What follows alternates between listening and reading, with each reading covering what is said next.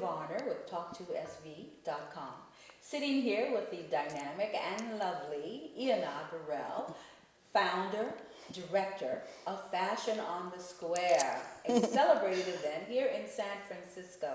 Hello and thank you. How are you? I am well. How excited you must be. I'm pretty giddy right about now. I could like jump out the seat, but I'm gonna try and keep my composure. Thank you so much. It's amazing what's happening right now, so I'm happy. It is. Try to, as best as you can, give our audiences an idea of what takes place during Fashion on the Square.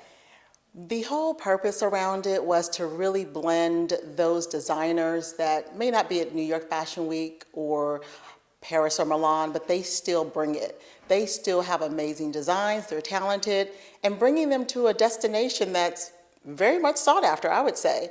And so the whole concept is really to bridge the two. However, we always have that established designer that's on the runway as well. So it really makes those emerging designers influence. They get really excited. They're kind of like, oh, I can be here. I'm here with this designer. So it kind of is a mentoring also for them. So that's kind of what inspired Fashion on the Square. But what happens on the day of is like a secret.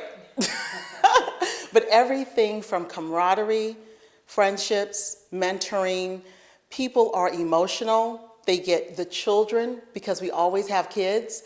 It is a family, yet a very high profile and very sought after event. So this year, in our 9th year, I have to say, Sandra, we are, I'm not gonna say raising the bar, we're changing the bar because we have an influence of art in a very artistic way when it comes to the designers, when it comes to even who I am. And that's one of the things I'm able to do is when you see Fashion on the Square, you see a lot of me. And what is it exactly are we seeing that's reflective of you? Contrary to popular belief, I must say, I have found a art in fashion to the point where I'm now a commissioner with the Arts and Culture Commission of Contra Costa County, yes. I am. I'm also on the board, the Vanguard Board, the Museum of the African Diaspora. It is something that beyond studying art, it's this intuitive passion that I have that blends the two. Because we love beautiful people, we see them a lot, we have beautiful clothes, but I needed to change that pace. And as much as I can create that and produce that on the runway, the audience needed to have something different. But I found that when I panned the crowd. When I looked out at who was in the audience and looked at the diversity, the talent, the diverse cultures, something was like missing. Something was kind of, I began to think about art, and we have influenced that with the ballet, Alonzo King Lyons Ballet. They'll be back. They'll be back. And we have influenced that with a quartet on the runway. It's been, so what people may not see about me outside of the fashion is I have a sincere passion for the arts. And let me just one more thing about the arts. It also has to do with education. So that which is missing in the schools, I'm pretty much bringing it back in a different kind of way. So it may not be in the classrooms, it may not be in a structured environment, and it's a more organic, artistic way that we're allowing the kids, the designers, to kind of show their artistic side of fashion. I have always been impressed at the enormity of this task, this undertaking, and how you handle it with such grace and decorum. What keeps you calm under pressure? Oh, wow. I think, honestly, I don't know, and I don't want to be cliche in that. What I do know is that maybe when I think about the aftermath, and I was sharing that with someone, because after this is over, people, as much as they remember the designs, they remember more the experience. So they're going to remember you walking down the hall, or your engagement with them, or your interaction with them, and I think that keeps me fluid. Now, don't ask me what I do after the lights are off and the curtain goes down, and I may stretch out, but that is pretty much it keeps me calm. It keeps me calm, definitely. Year after year, you bring in celebrated designers that are known around the world. Congratulations to you. Thank you.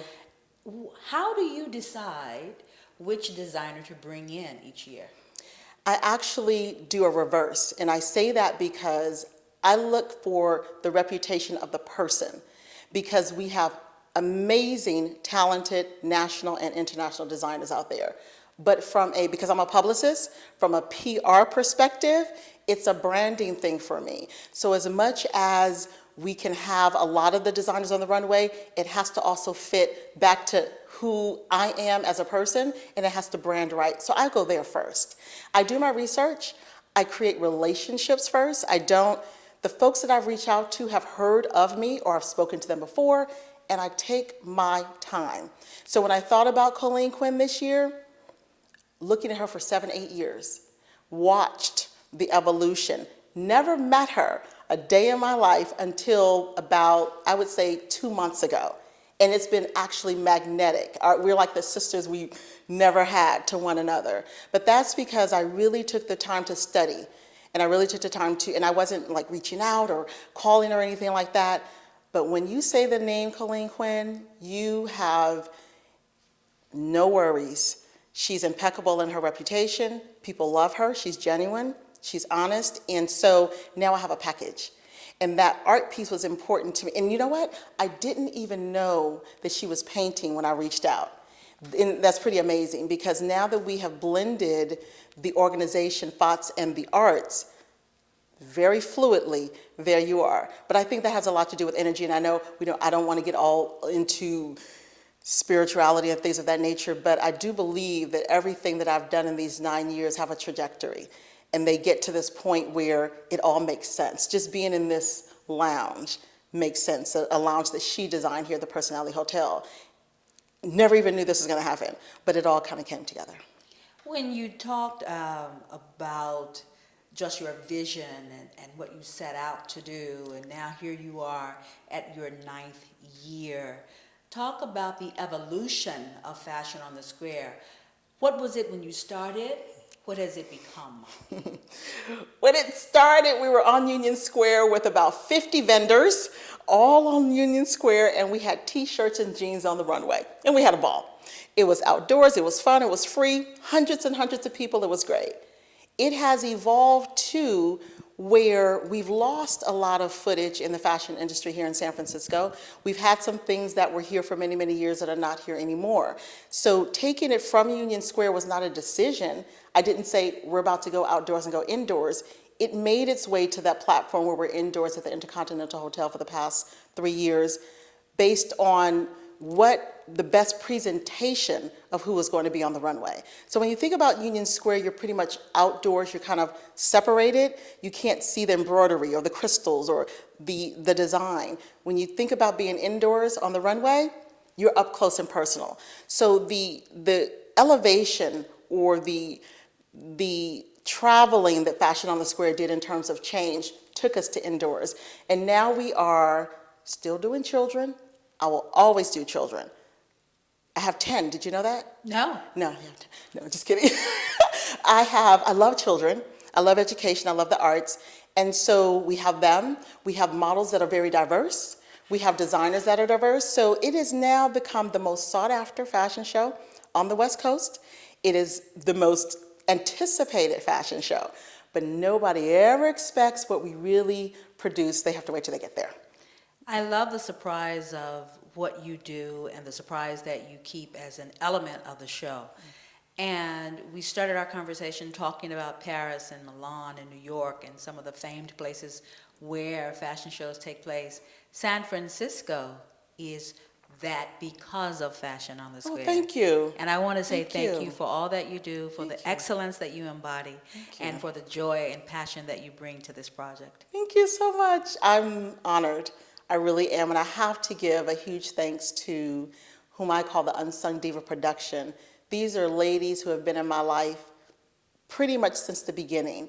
And they are the backbone and the backstage of Fashion on the Square. I don't do this alone. And all of them volunteer their time. They are mothers. They have full-time jobs. They are wives.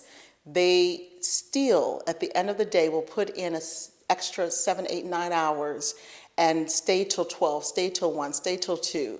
We have babies in tow in our meetings. We have cots that they, and these women have done this for me, and I love them for it. I honor them for it, and it's going to be good.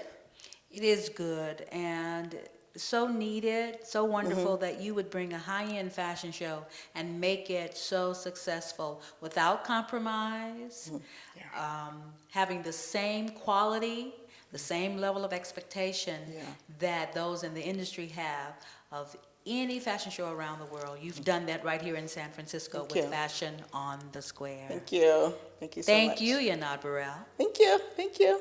Thank you for having me.